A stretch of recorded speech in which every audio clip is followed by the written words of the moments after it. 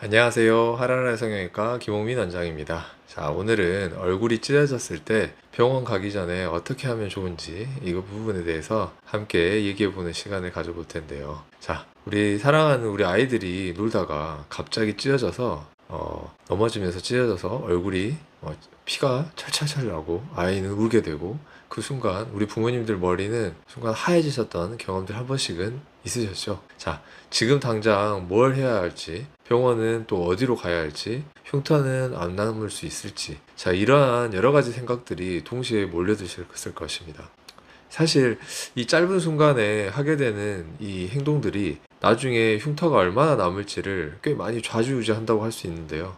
오늘은 병원에 도착하기 전에 그 몇 분 동안 무엇을 해야 하고 무엇을 하면 안 되는지에 대해서 함께 나눠보는 시간을 갖도록 하겠습니다. 자, 많은 분들이 상처가 나게 되면 반사적으로 이렇게 하시는데요. 소독약부터 상처에 붓고 연고를 바르고 반창고로 최대한 눌러서 붙여 놓습니다. 자, 그런데 얼굴 상처, 자, 특히 벌어진 상처에는 방금 하셨던 이 세 가지가 전부 오히려 안 좋은 결과로 이어질 수가 있는데요. 자, 왜 그런지, 그리고 이것 대신에 뭘 해야 하는지에 대해서 지금부터 순서대로 말씀드려 보도록 하겠습니다. 결론부터 말씀드리면 병원 가기 전에 하실 일은 딱 두 가지인데요. 자, 첫 번째는 지혈과, 자, 두 번째는 깨끗하게 덮어두기입니다. 그 이상은 차라리 안 하시는 게 낫습니다. 그리고 상처를 보고 지금 당장 응급실로 가야 하는 것인지 아니면 다음날 낮에 병원에 가도 되는지를 구분할 수 있는 기준에 대해서도 함께 알려드리도록 하겠습니다. 이 기준에 대해서만 아셔도 혹시 밤중에 찢어지는 사고가 생기더라도 당황하지 않으실 수 있을 것이라고 생각합니다. 자, 먼저 첫 번째, 지혈. 자, 이 지혈이라는 걸 어떻게 하는지부터 말씀드려 보도록 하겠습니다.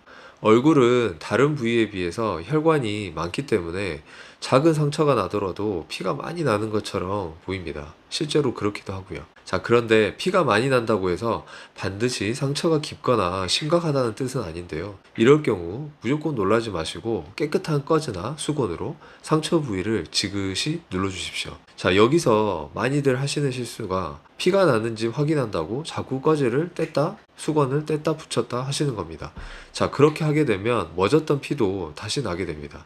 자, 한번 누르시게 되면 꾹 누른 채로 몇 분 동안 유지해 주십시오. 자, 그 다음으로는 하면 안 되는 거 세 가지가 있는데요. 자, 첫 번째, 소독약을 벌어진 상처 안쪽에 직접 붓지 마십시오. 상처 주변에 피부를 닦는 정도는 괜찮지만 벌어진 상처 안으로 들어가게 되면 오히려 조직의 회복을 방해할 수가 있습니다.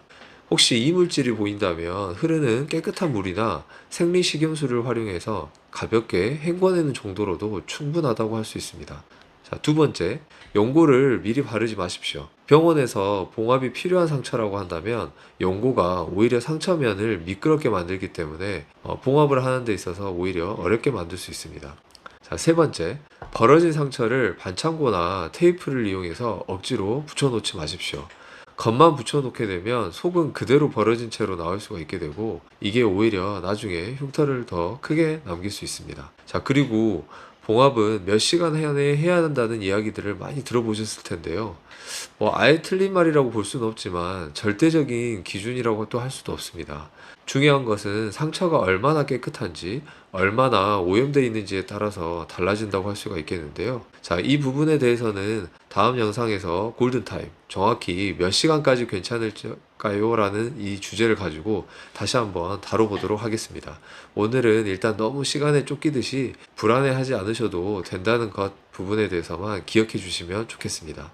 하지만 아이인 경우에는 조금 다를 수가 있겠는데요. 아이는 어른보다 피부가 얇고 회복력은 좋지만 무서워서 계속 움직이는 게 문제가 될 수 있습니다. 억지로 씻기거나 만지려고 하시지 마시고 꺼즈로 덮은 채 최대한 편하게 안아서 이동해 주십시오. 병원에서는 필요하면 편안한 상태로 봉합을 진행할 수가 있겠습니다. 자, 이제 가장 궁금해 하시는 부분이랄 수 있는데요. 지금 응급실로 뛰어가야 하는지 아니면 다음날 낮에 병원에 가도 되는지에 대해서 기준을 함께 얘기해 보도록 하겠습니다. 자, 먼저 지금 바로 응급실이나 야간 진료를 바로 보러 가셔야 되는 경우입니다. 자, 첫 번째, 꺼즈로 10분 이상 눌러도 피가 멎지 않는 경우. 자, 두 번째, 상처가 깊어서 살 속에 있는 지방이나 근육이 보이는 경우. 세 번째, 눈꺼풀이나 입술, 코처럼 기능적으로 중요한 부위. 네 번째, 유리조각 같은 이물질이 박혀 있는 경우. 다섯 번째, 동물이나 사람에게 물린 경우. 여섯 번째, 아이가 심하게 어지러워하거나 의식이 흐릿한 경우입니다. 자, 이와는 반대로 다음날 낮에 병원에 가셔도 되는 경우에 대해서 얘기해 보겠습니다. 자, 눌렀을 때 몇 분 안에 피가 멎었다면, 또는 얇게 긁힌 정도로 보였다면, 자, 또는 이마나 볼처럼 평평한 부위, 이물질이 없이 깨끗이 보인다면, 또는 부딪히거나 긁혀서 생긴 상처라면, 그리고 아이가 평소처럼 반응을 하고 잘 움직인다면 지금 당장 응급실로 뛰어가지 않으셔도 괜찮다고 할 수 있겠습니다. 자, 방금 말씀드린 것 중에 하나라도 해당된다고 하신다면 망설이지 마시고 바로 병원으로 가십시오. 그렇지 않다면 꺼주로 잘 덮어두시고 다음날 성형외과에서 봉합 여부를 판단받으셔도 충분하다고 할 수 있겠습니다. 다만 만약 헷갈리신다면, 특히나 아이 얼굴이라면 판단을 미루지 마시고 가까운 병원에 전화로 물어보시고 결정을 하시는 게 가장 안전하다고 할 수 있겠습니다. 자, 오늘 알려드린 건 병원에 도착하기 전까지의 이야기라고 할 수 있었는데요. 자, 다음 영상에서는 실제로 병원에서 어떤 식으로 봉합이 이루어지는지, 그리고 같은 상처인데 왜 흉터가 다르게 남는지에 대해서 실제 봉합 과정과 함께 한번 얘기를 나눠보도록 하겠습니다. 혹시 지금 비슷한 상황을 겪고 계시거나 예전에 다쳤던 경험이 있으셨다면 댓글로 어떤 상황인지에 대해서도 함께 남겨주십시오. 다음 영상 기획에 제가 참고하도록 하겠습니다. 자, 이상 하라라 성형외과 김홍민 원장이었습니다. 다음 시간에 또 다른 주제로 찾아뵙도록 하겠습니다. 감사합니다.